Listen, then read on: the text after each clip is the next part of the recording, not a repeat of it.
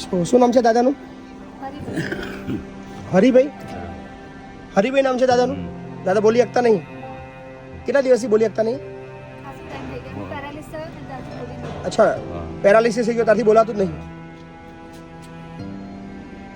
કેટલા ટકા પેરાલિસિસ છે એમના શરીરમાં?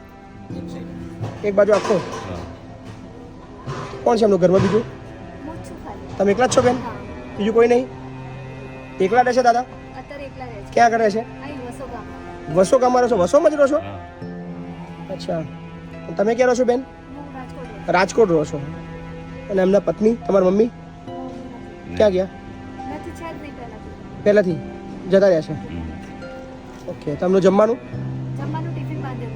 ટિફિન આવતું હતું તમારું? બાંધેલું હતું.